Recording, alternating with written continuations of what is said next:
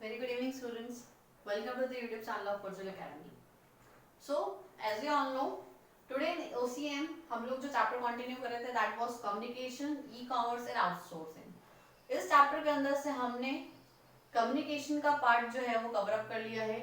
E commerce का भी majority part cover up हो चुका है. सिर्फ एक ही टॉपिक हमारा बाकी है, that is safety and security that we have to follow while doing online transactions. हमने ऑनलाइन ट्रांजैक्शंस क्या होता है, ई कॉमर्स के अंदर ऑनलाइन ट्रांजैक्शंस क्या होता है, ऑनलाइन ट्रांजैक्शंस किस टाइप से हम लोग कर सकते हैं, क्या क्या किस किस फील्ड के अंदर हम लोग कर सकते हैं, that is B2B transactions, B2C transactions, वो सारी चीजें देखी थी. ऑनलाइन पेमेंट कैसे कर सकते हैं, ऑनलाइन पेमेंट का मोड्स क्या रहता है. नाउ द टॉपिक इज कि what safety and security we need to follow while doing online transactions. ठीक है, so let's continue with our topic.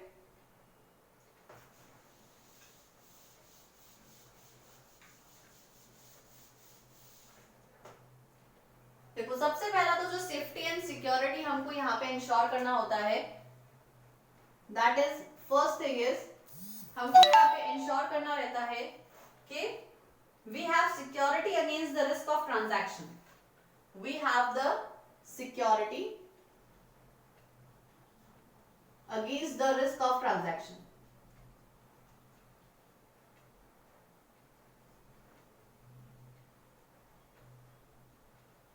What is this safety against the risk of transaction?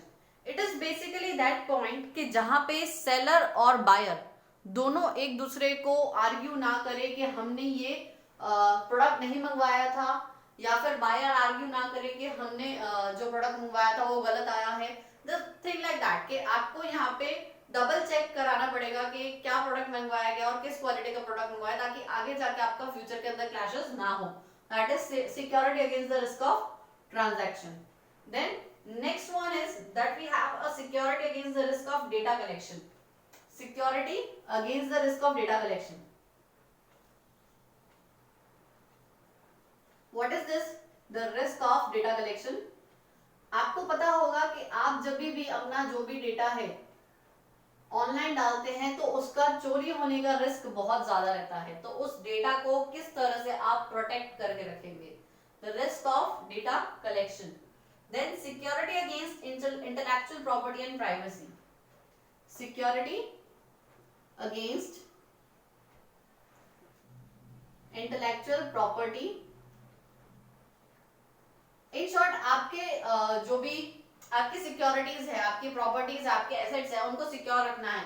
Generally हम जो banking के transactions करते हैं, bank के through जितने भी ट्रांजैक्शन करते हैं, वो सारा हाईली एट रिस्क होता है ऑफ साइबर क्राइम. लेकिन हमको उस सबको सिक्योर करके रखना पड़ता है. We need to follow the steps to secure my intellectual property. उसके लिए हम लोग जनरली जो वायरस अटैक होते हैं, आप लोग जानते होंगे, उससे प्रोटेक्ट करने के लिए एंटी वायरस और सेफ्टी सेल्स हम लोग रखते हैं. वहाँ पे सिक्योरिटी शील्ड्स होता है. वो सारी चीजें हमको यहाँ पे रखनी पड़ती है अपने ऑनलाइन ट्रांजैक्शंस को प्रोटेक्ट करने के लिए. देन वी हैव आउटसोर्सिंग, ताकि हमारे यहाँ पे इंटेलेक्चुअल प्रॉपर्टी, प्राइवेसी सब बनी रहे. ठीक है. Then we have another thing is ये सारे सिक्योरिटीज हमको यहाँ पे फॉलो अप करनी पड़ती है.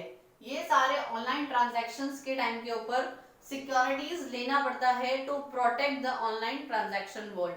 Otherwise it would be rather difficult. Generally आपने सुना होगा कि आपकी प्राइवेट इंफॉर्मेशंस लीक हो जाते हैं. ठीक है, आपका नंबर लीक हो जाता है, आपके फोटोग्राफ्स वगैरह सब लीक हो जाते हैं, आपका बैंक के ऊपर, आपके बैंक अकाउंट के ऊपर कभी साइबर अटैक हो सकता है. तो ये सारी चीजें हमको वहां पे सेफ एंड सिक्योर करके चलनी पड़ती हैं. Then now what we have, ये जो हमारा कम्युनिकेशन और ई कॉमर्स का जितना भी हमारा पोर्शन था, that gets completed, that gets over. Now what we have to study is the concept of outsourcing. What is this outsourcing? Outsourcing is a concept which is well known. आपने outsourcing का जो word है वो जरूर से सुना होगा. What is this outsourcing? ये वो चीज है जो बड़ी बड़ी कंपनियों का वर्कलोड कम करती है और एम्प्लॉयमेंट क्रिएट करती है to the I can say के lower section of the society. Outsourcing, what it do? To concentrate on the on the main business activity,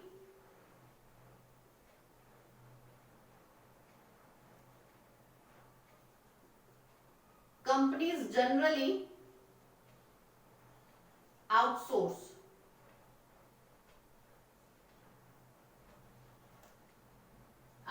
some of the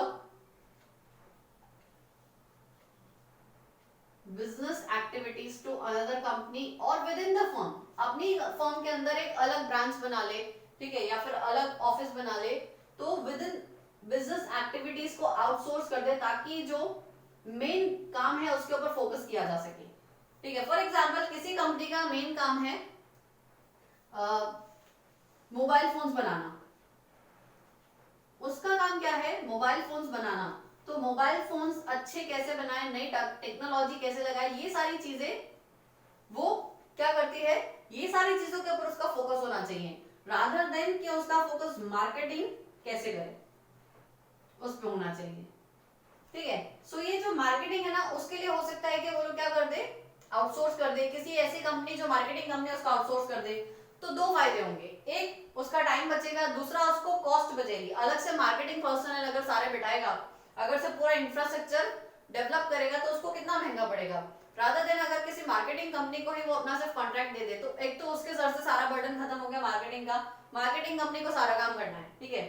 दूसरा क्या होगा, मार्केटिंग का काम हो सकता है, दूसरा कैसा काम हो सकता है, फॉर एग्जांपल आपको फीडबैक और कॉल सेंटर्स जो होते हैं कंप्लेंट्स और सजेशंस के लिए फीडबैक सेंटर्स खोल सकता है।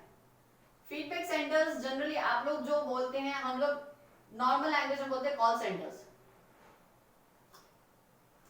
कंप्लेन है, सजेशन है, तो आपको सुनने के लिए वो लोग एक पूरा कॉल सेंटर बनाते हैं। आप इमेजिन करो कि जो बिजनेस के जो एम्प्लॉइज हैं वो आपका फोन उठा के जवाब दे रहे हैं कि आपको क्या प्रॉब्लम आ रही है, कस्टमर्स को क्या प्रॉब्लम आ रही है, ठीक है। आप एयरटेल में फोन कर रहे हो तो एयरटेल का जो ऑफिसर है वो उठा के जवाब दे रहा है कि आपका नंबर क्यों नहीं लग रहा है, दैट इज समथिंग वियर्ड। तो इन सब चीजों के लिए जो ऑक्सिलरीज जितनी भी सर्विसेज हैं, जो रिलेटेड सर्विस है, which is not related to the main business activity of the business, वो सारी की सारी आउटसोर्स कर देता है। दो फायदे होते हैं उसके, क्या क्या फायदे होते हैं उसके, पहला तो उसका कॉस्ट सेव होता है, टाइम सेव होता है, और वो इफेक्टिवली अपना काम के ऊपर फोकस कर सकता है।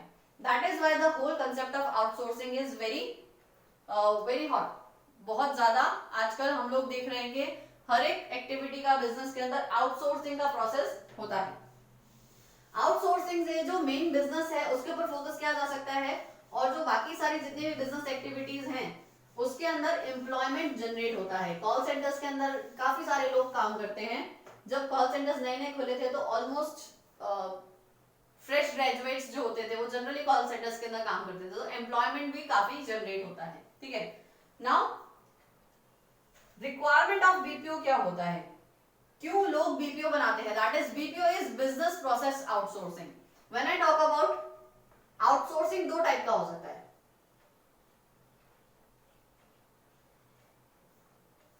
One is BPO, that is business process outsourcing, and second one is KPO. BPO is business process outsourcing.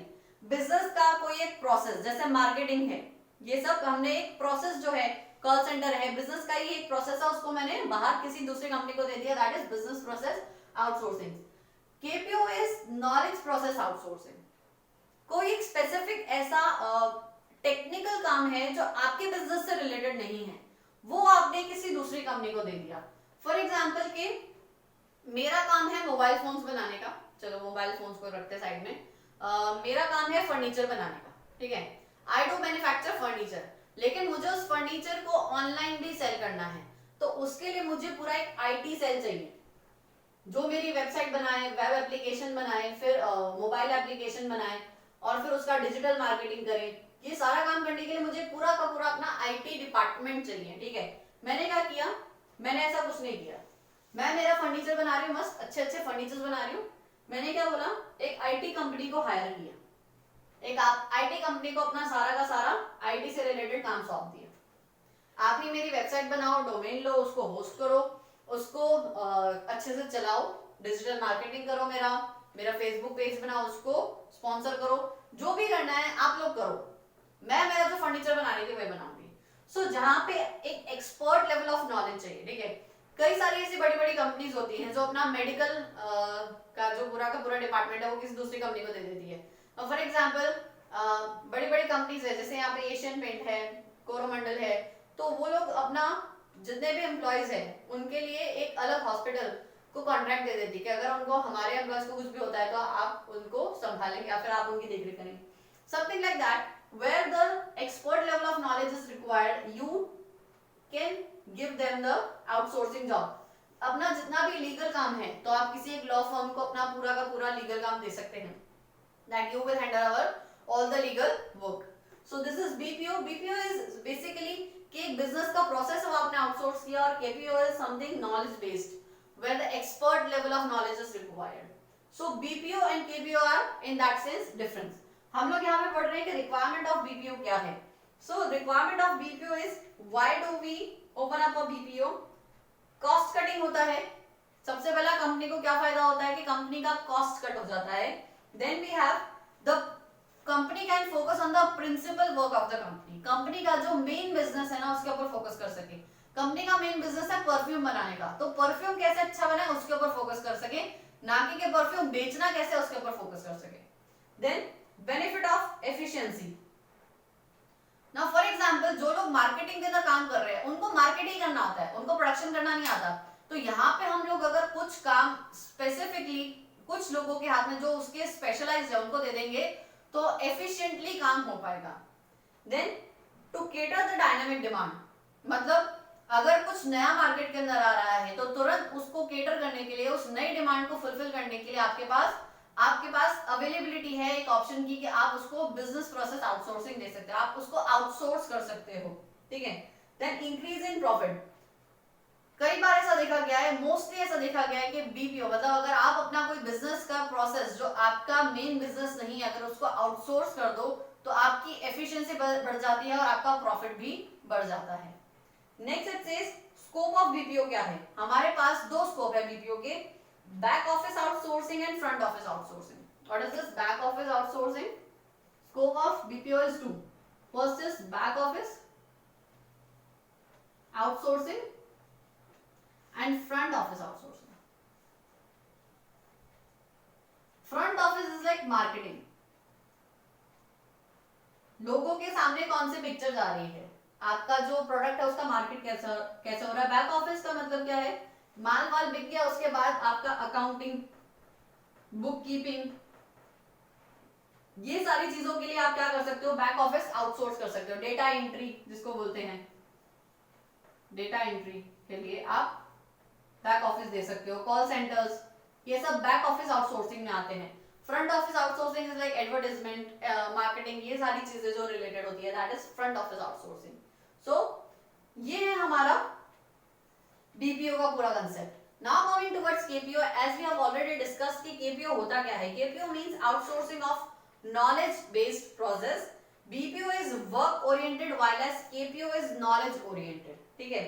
KPO की रिक्वायरमेंट क्या है, आपको अगर आप कभी भी किसी को नॉलेज प्रोसेस आउटसोर्स करने के बारे में सोचते हो तो सबसे पहला रिक्वायरमेंट क्या देखते हो, requirement of specific skills, requirement of the best skills, ठीक है। अगर मेरे को अपना लीगल काम किसी कंपनी को देना है तो मैं बेस्ट कंपनी को ढूंढूंगी जो मेरा लीगल का काम संभाल सके, जो मेरे जितने भी लीगल डॉक्यूमेंट्स है, कॉन्ट्रैक्ट्स हैं, वो सब बनते हैं, उनको देख रेख कर सके उनकी। Maximum use of sources, you want to use the maximum use of resources, जो भी आपके पास पैसे, रिसोर्सेज, फिजिकल, टेंजिबल, इंटेंजिबल, जो भी रिसोर्सेज अवेलेबल है उनका बेस्ट यूज आप कर पाए। Then next we have solution of complex problems. अब मेरा काम नहीं है, मेरा काम है फर्नीचर बनाना। अब मुझे अगर कोई पूछेगा कि फॉर एग्जांपल कि आपका वेबसाइट नहीं चल रहा है या फिर आपका ईमेल के अंदर कुछ प्रॉब्लम आ रहा है, तो वो मेरा काम नहीं है। How could I solve that problem? उसके लिए अगर मैंने किसी आईटी कंपनी को हायर करना है then I just have to transfer the call कि मेरे आईटी सेल से पूछ लो भाई, मेरे आईटी सेल से पूछ लो। अब यहाँ पे क्या होगा, मुझे मेरी कंपनी के अंदर आईटी सेल नहीं है, बट मुझे क्या बेनिफिट मिल रहा है कि मुझे एक स्पेशलाइज ट्रीटमेंट मिल रहा है, मुझे एक स्पेशलाइज जो पूरी की पूरी टीम है उसके साथ काम करने के लिए मिल रहा है। So I can just forward my that related technical mistake या फिर technical problem, I can transfer to them so they can solve them. Okay, so this requires solution of complex problems. Then special attention to principle, functions, जो हमारे company के principal functions है, जो main function है। For example के आपके book का example दे रखा है कि आपके स्कूल का जो भी मेन फंक्शन क्या है, पढ़ाना, नॉलेज देना, वो अगर प्रिंसिपल वर्क को करे और बाकी का जो भी रिलेटेड वर्क है जैसे कि कैंटीन फैसिलिटी, स्टेशनरी का काम, ये सारा अगर आउटसोर्स कर दे तो यहाँ पे जो आप प्रिंसिपल वर्क है उसके ऊपर ज्यादा आप बेटर फोकस कर पाएंगे। Then maximum use of money, आप अपने मनी का मैक्सिमम यूज कर सकते हैं। पूरा का पूरा अपना आईटी सेल बनाना और पूरा उसको डेवलप करना और उसको वहां पे सेटअप करना, वहां पे सब लोगों को सैलरी देना, रखना, that is more costly than कि आप सिर्फ ऑलरेडी जो कंपनी काम कर रही है, ठीक है, वो ऑलरेडी 10 कंपनियों को संभाल रही है। आईटी कंपनी जो है वो ऑलरेडी 10 कंपनियों को संभाल रही है, आपकी एक और 11वीं कंपनी हो जाएगी, आपकी एक और कंपनी हो जाएगी तो 11 कंपनी को संभालेगी। उसके पास तो ऑलरेडी वही वर्कर्स है, उसको तो वही सैलरी देनी है। So can I say that के despite keeping my own IT cell, मुझे इनकी सर्विसेज देना ज्यादा कॉस्ट इफेक्टिव रहेगा। Then we have reduction of expenditure, हमारा खर्चा बच जाएगा। Reduction of risk also, reduction of risk also, क्यों? क्योंकि मैंने अपना पूरा का पूरा जो आईटी का रिस्क है वो किसको दे दिया, दूसरी कंपनी को दे दिया। अगर मेरे को कुछ भी प्रॉब्लम आता है आईटी के अंदर तो मैं सारा का सारा ब्लेम उस कंपनी पे डाल सकती हूँ। Then scope of KPO, KPO का स्कोप हमारे पास काफी सारा है, जैसे business and market research. Market research करने के लिए मैं पूरा का पूरा एक कंपनी है उसको अपना मार्केट रिसर्च करने के लिए दे सकती हूँ, सर्वेज जो करवाते हैं। लीगल सर्विसेज आउटसोर्स की जा सकती है, medical services, then training and guidance, अपने जो एम्प्लॉइज है उनको ट्रेनिंग देना, उनको गाइडेंस देना, उनको मोटिवेशन देना, उसके लिए भी मैं दूसरी कोई कंपनी को हायर कर सकती हूँ। Research and development, new products का रिसर्च करके उनको डेवलप करना, that too also. Computer programming, that IT, animation and design, graphical works, जो भी हम लोग आजकल देखते हैं एनिमेशंस, वो उन सब काम के लिए भी मैं किसी दूसरी कंपनी को हायर कर सकती हूँ ताकि वो मेरे को स्पेशलाइज वर्क दे सके और मुझे उसके ऊपर बहुत ज्यादा मेहनत ना करनी पड़े। मेरा जो प्रिसाइसली जो बेसिक वर्क है, जो मेरा अपना खुद का काम है, मैं उसके ऊपर ज्यादा फोकस कर सकूं। फॉर एग्जाम्पल कि मेरा काम है पढ़ाना, मैं आपको पढ़ाती हूँ, अब उसके पीछे जितना भी टेक्निकल वर्क है वो सब कोई और हैंडल कर सके। So that is my KPO, okay, in short. So ये हमारा पूरा चैप्टर आज खत्म होता है। हमने इस चैप्टर के अंदर communication, e commerce and this outsourcing, ये तीनों कंसेप्ट कवर अप किए हैं, ठीक है। If you have any doubt, अगर आपको इस पूरे चैप्टर से रिलेटेड कोई भी डाउट है, just can come up and ask your queries. So this is it for today, see you tomorrow.